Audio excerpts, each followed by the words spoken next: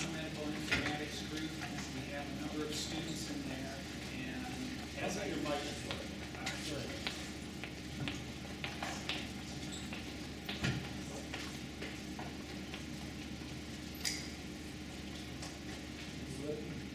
good. While he's doing that, we thank the industry partners for the snacks. Yes, thank you. Industry partners. Good.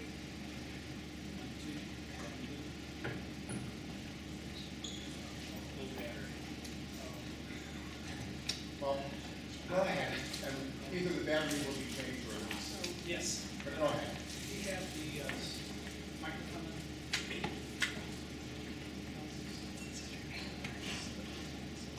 Is this the cursed graybeard? Yes, it is. There's always something that goes wrong at these things. All right, thank you. Okay, thank you very much. So I work with a number of students, and I've noticed that many of them do not really have a intimate knowledge of the Unix command line, even though they use it. So I thought I would just throw this out and kind of show some of the things that I've learned over about many years of using it. And so with that, we'll get started. So why? I mean, the first question, you're sitting here, and if you're a student, the first question you should be asking is, why would I want to use this ancient and decrepit tool that's been around for decades? And so for one, is if you're doing systems administration, in many cases, there's no other way to do some of the operations that you need to do to manage or control a server. If you have a resource-constrained system, such as a embedded system, a lot of times that they'll provide a rudimentary shell, and so it's useful to know how to work with the shell. As a matter of fact, if any of you have done mobile development on Android, it actually comes with a shell that you can make use of when you're installing and managing software on it. High-performance systems. Graphical user interfaces take a lot of resources to use, and if you want to devote all of your resources to actually doing useful computations rather than just providing a pretty interface, then you might want to consider using just the command line to free up resources. And finally, the real reason that I continue to use the command line to today is because it can do a lot for you if you know how to use it. So that's what I thought I would cover today, is to try to provide some examples and motivate you to at least try it out. Now, in a half an hour, I can only scratch the bare minimum of the surface for providing information about the command line. So here's what I'm planning to cover today is, number one, there are 6 fundamental concepts, ideas that you need to understand, I think, to make use of it. The first is the command shell. This is the program that actually interacts with the kernel and carries out your commands. The second is pipes. And what pipes do is allow you to take the output from one program and feed it to the input of another. And this allows you to compose programs pretty much on the fly. We'll make use of that today. Unix comes with its own manual system that allows you to find out how to execute commands, what all the options mean, and so on and so forth. So we'll cover the basics of this, because this is, even though I've been using Unix for a long time, I still consult the man pages practically every day to uncover a detail that I've forgotten. Regular expressions are another tool that forms one of the foundations for Unix. Unix was originally developed as a text processing system, which was how it was sold to AT&T management, and it shows in the capabilities of the regular expression and just fundamental text processing that's available. Find is one of those programs on Unix that essentially is the query system for the file system, and you can do a whole lot more with it if you know how to make use of it. I use it pretty much on a daily basis. And finally, a concept called command substitution. This allows you to create a program that generates another program. Okay, it's kind of a meta-programming facility within Unix, and we'll have a little bit on that. And finally, I will solve a problem in 2 lines of code using Unix. And if I were, this is on the Mac, if I were running it on Linux, I can do it in 1. So anyways, we'll go with that. Huh? Yeah. Right. Can't quite get it down there. Okay, so the shell. The command shell is, you gotta have this to do work with Unix pretty much. And it essentially parses your input, and it executes your commands. Think of other systems such as Lisp and things like that that form a read, execute, print, and loop formulation. Provides an environment, so there are variables within the shell that you can use to customize the shell to whatever you want it to do. I won't really go over any of these. And finally, it provides a scripting environment so that you can automate things, automate simple tasks or even complex tasks. So whenever you install a program using Yum or apt on your various Linux systems, you're making use of shell scripts to carry that out. So, shells. We have so many of them.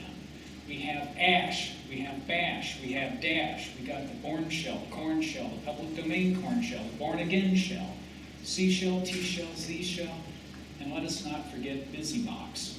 Okay? Each one of these has its own capabilities and emphasis.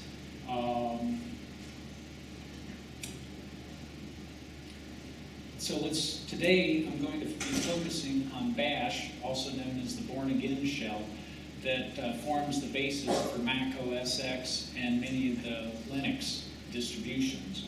FreeBSD comes with the public domain corn shell that's essentially a rewrite of the corn shell.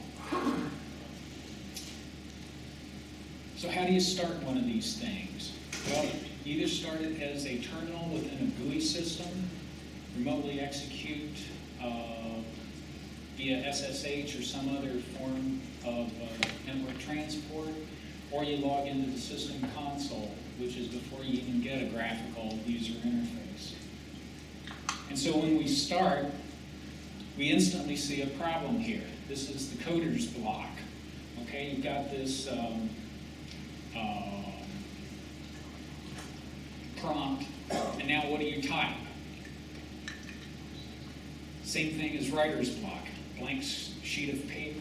So let's just try ls, which is the Unix command to list a directory.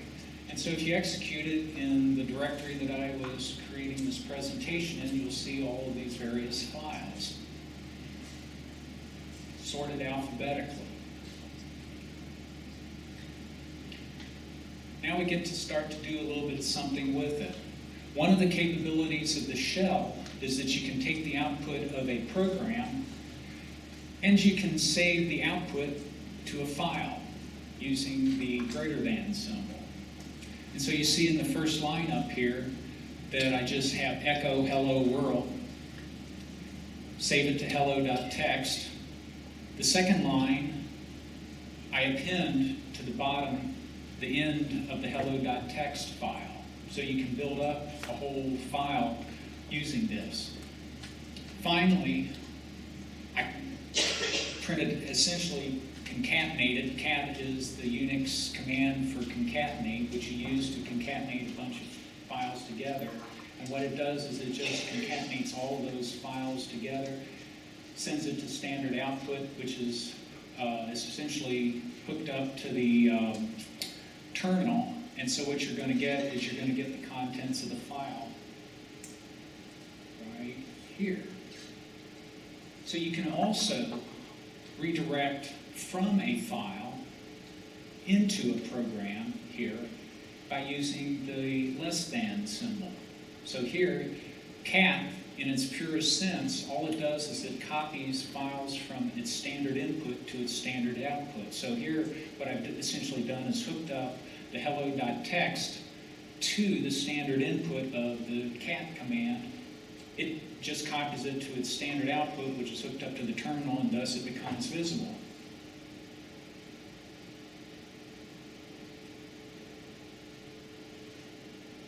We can also create scripts.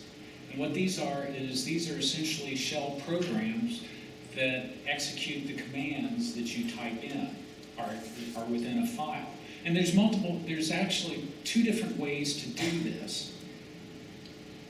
The easy way, or one way, is just here in the first line, what I've done is I've just echoed ls-l, which is essentially create a long list of your directory, which shows the files and some metadata about the files, each file. And so I just copy it to a file, which I call command1.txt.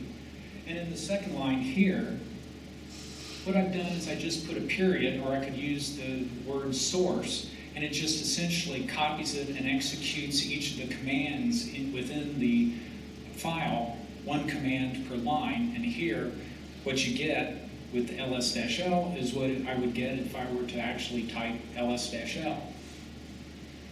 There's a second form that you can use where the first line tells what program you want to run. And so in here, what I've specified is the location of the bash command shell, which is standard place of bin bash or bin sh, which is another shell that's omnipresent on Unix systems.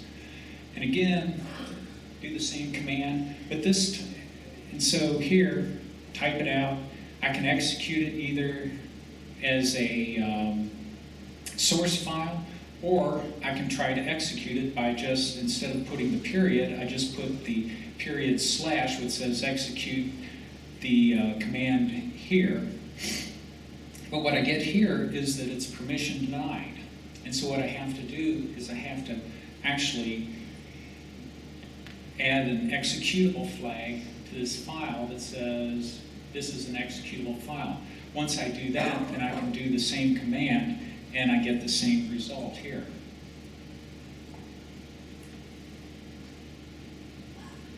So that's how you go about making simple scripts and pretty much on the fly little programs that execute shell commands or other commands within the Unix system. The other thing that you can do with the shell that it has is a way of searching for files using file name pattern matching. And so one of the distinctions here is that on systems such as Windows, MS-DOS, systems like that, the file name extension plays a major role in how the operating system interacts with the file. In Unix, it really does not pay much attention to file name extensions. Some of the applications do, but the operating system itself does not. And so you can, that's why we were able to say execute a text file rather than having it a .sh or a .exe or something like that, or .cmd as you would have on, say, a Windows system. So here, what you've got is if you're looking for a file, you can say ls command.txt, and it will just list that one file. You can hear what I've done in the previous slide. I'd created a couple of other files, so I can say, okay, I want a command followed by a single character, and I don't care what character that is, and it again lists those out. Or I could say, I don't care, I just want it to start with CMD. Or I could say, I want it to start with CMD, I don't care what's in the middle, but I want it to end with .txt. And there, what you see here is the CMD3.sh is not matched, and thus I just get CMD, CMD1, and CMD2.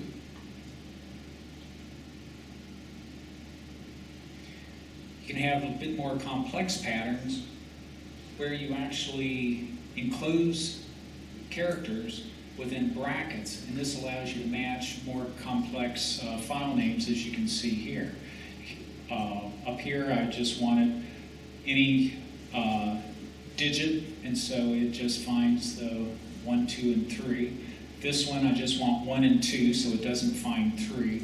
This one, again, I do just 1 and 2, and finally 1 and 3, and then 1, 3, and then 4 additional characters so that it wouldn't match the .sh here, because the question mark has, you're just matching a single character.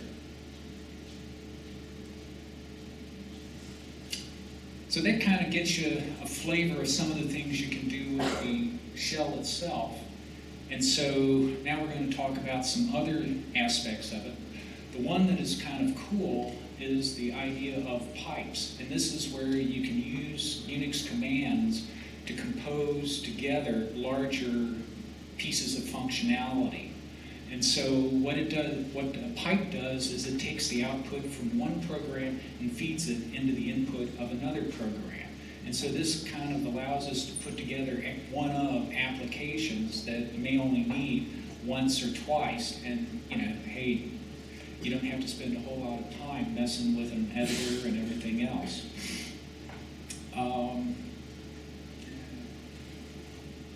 One of the things that I should mention on this is that it's very efficient, because what it does is it uses multiple processes, inter-process communication, and buffers, so that on some of these in the later slides, you might have 3 or 4 programs running simultaneously. The first program will run, it will fill up the file buffer, it will block because the buffer is filled. That will allow the second program to run. It will read the buffer until it can't read anymore. It processes, so on and so forth. And so it just kind of forms a chain of processing. And so you don't build up all these separate temporary files within your system. And so here are some examples of pipes. So user bin is one of the standard locations for executables on a Unix system. And so let's count the number of programs within the system. And so what I get on this one is 1,055. So let's also take this, let's sort them. This -nr says sort, use a numerical sort, and I want it in reverse order, and I'm going to use the 5th field here as my sorting key. And so what I'm doing here is sorting on the size. So field 1, 2, 3, 4, 5. And then I only want 5 files. I don't want, all 1,055 displayed. I'm only interested in the largest files that I've got. And so I can throw this command line together really quick, and what I get is I get all of the files sorted with just the first 5 displayed. I can look and I can say, well, I only want the ones that were created in May, or last updated in May. And so again, what I put in here is I put this filter called grep, which is global regular expression print, and I get just the files from May. Or if I just want to look at the largest ones from 2015, I can do that also. So this is the way you can kind of put this functionality together just on the fly, and you don't have to spend a whole lot of time writing complex programs or anything else. So how do we know what to type? Yes? I have a question at the last slide. So is WC, I think, for counting? I think WC stands for word count. And you can count, it counts character counts, but it normally would give you a count of characters, words, and lines. And if you give it the WC-L, it gives you the number of lines within a file. Would -W be words? I think so. And the reason is I don't use words very often, but if you've got to write a paper with so many words in it, bingo, there you go. Yeah, cool. Yeah. Only counts, that's right. Yes. Good comment. It doesn't write them. And so what you've got here is if you wanted to find out about what are the parameters to give for a command, you've got the man pages. And so the man pages pretty much have a standardized format. So you've got the header, you've got the name, you've got the synopsis, which is just a quick summary of various flags and stuff, description, and then it goes on from there. They're typically ordered into a number of sections, and you kind of go down through here and read it. The one that comes in handy a lot of times is the see also, because a lot of times you won't quite find what you're looking for on a given man page, but if you go down to the bottom of it and look, they'll have a see also on many pages, and then you can go from there and look at the other man pages for related commands. Quite handy. So the other thing is that the man pages are actually set up into various sections. So you've got section 1, which is the normal user commands. You've got section 2, which is the kernel calls. 3 is library calls, and so on and so forth. And so if you're looking, sometimes there'll be multiple man pages for a given word.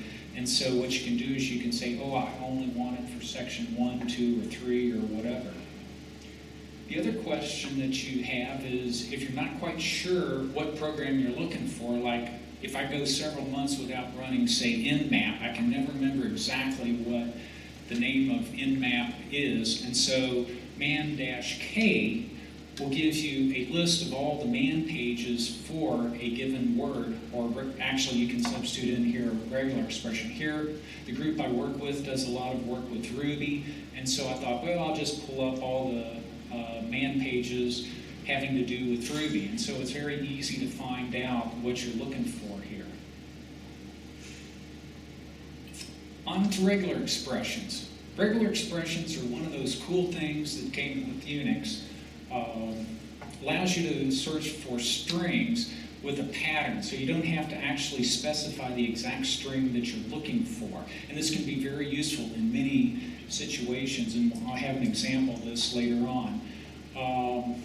There's a lot of programs which actually use it. Easy, if you just want to use it, as I showed in that grep, you can just type in the string that you're looking for, and voila, that's what it matches, except for a few special characters. And these characters are the caret, which matches strings starting at the beginning of a line, the $, which matches string at the end of the line, period matches any given single character. If you've got another pattern, question mark says match 0 or 1 instance of it. Star or splat or asterisk says matches 0 or more of it, and plus match 1 or more. Yes? I thought earlier you used the asterisk and it meant match anything of anything, not the preceding pattern. Okay, so the question is earlier I said that the asterisk or star matches many characters in a file name, and that is correct. And what is going on there is you're asking about the difference between what is known as file globbing and regular expressions. So file globbing, which is what the shell uses to find actual files, is not quite the same thing as a regular expression. Okay. So thanks for asking that question. So these are regular expressions, and these are a little bit different than what you would type in if you're just doing an ls splat.txt on a command line.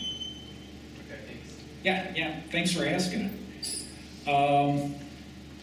You can have the square brackets indicates the start and end of a character class, and I'll have an example of that. And then if you want to have a pattern, you can actually, are a sub-pattern, you can use those and enclose them by parentheses.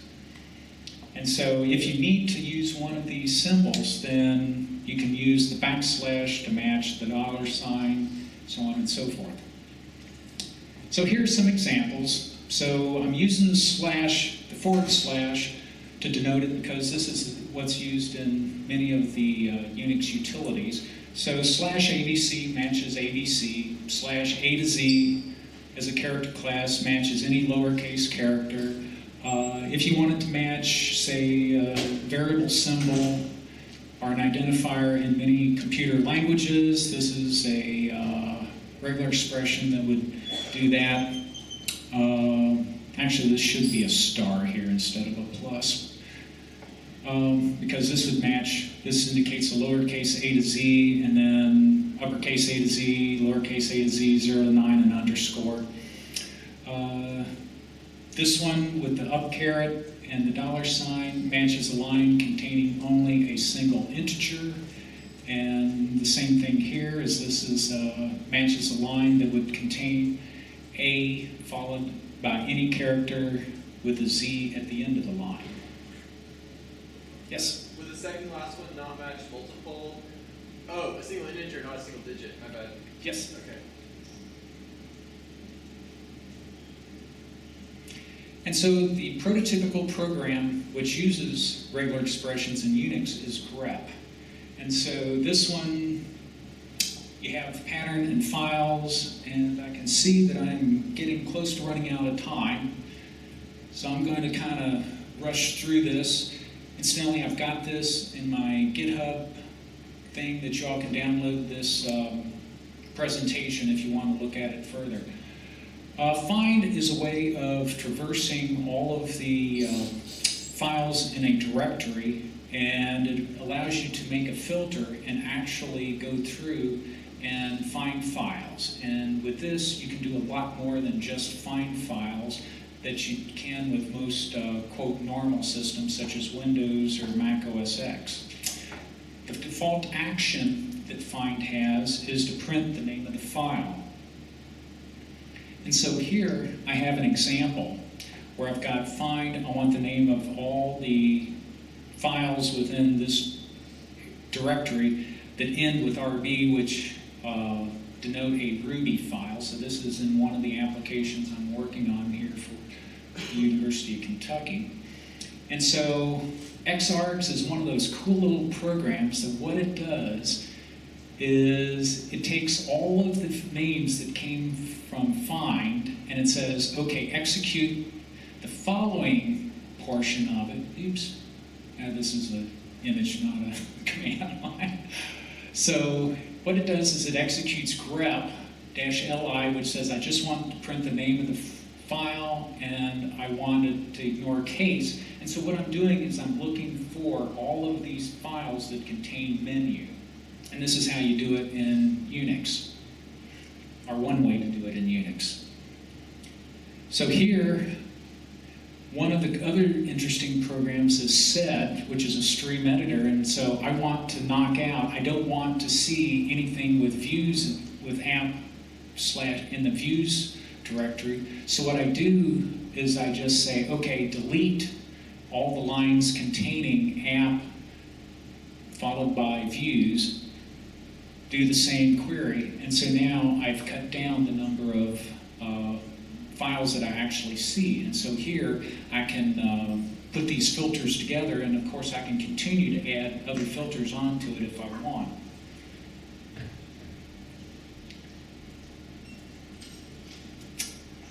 Command substitution is another way, and I'll just throw this out there that you can, here's essentially the same thing, and what it does is it goes in and substitutes. And so it makes a command for you. I'll just skip over that. Got some other programs that we could use, but what I want to get to real quick is an example of how to use this to solve a problem. So if you were listening to National Public Radio on September 4th, 2016, you would have heard the puzzle. And so the question is take a 5-letter word and with R and N in it. If you squish the R and N together, it looks like an M. So find two words, one 4-letter, one 5-letter, that mean the opposite. So, does anyone know who could solve that? Okay, so let's do that real quick and then I'm done. So here's how you would go about doing it. There's a file on Unix called user-dict words that contains all the words that go into the spell checker. Okay, so this on Mac OS X, this has over 200,000 words in it. So I'm going to form grep. I'm looking for all words that have 5 characters. Okay, so I just wanted to count. I've got 10,230 of them. Second line, do the same thing, except now what I'm doing is I'm using sed, the stream editor, to actually edit it, the output. And so what I'm doing is I'm forming regular expressions. On the Mac, I have to save it to a separate file because on Linux, I can actually feed this in to grep again. On Mac OS X, I can't, so I have to execute this second command that says, okay, I'm running grep again, I'm using the regex file, I'm doing it against the same thing, except now what it does is it contains only words that have 4 characters with an M in it, okay? Then I'm passing it through this, again, the stream editor, and what I end up with is 10 words that match the description in the puzzle, okay? And so if I go down, now it's a whole lot easier to go through 10 words than it is to go through, I think there's 59 that this thing actually contains. And so I can come down, and this one here, stem and stern, are the answer in terms of from stem to stern, okay? And so it only took, a couple minutes to throw this together, and voila, I've solved the puzzle. Okay, so wrap up. Basically covered the 6 areas. And so I was going to ask if there's questions, but I think I'm out of time. You're out of time. All right. Thank you very much.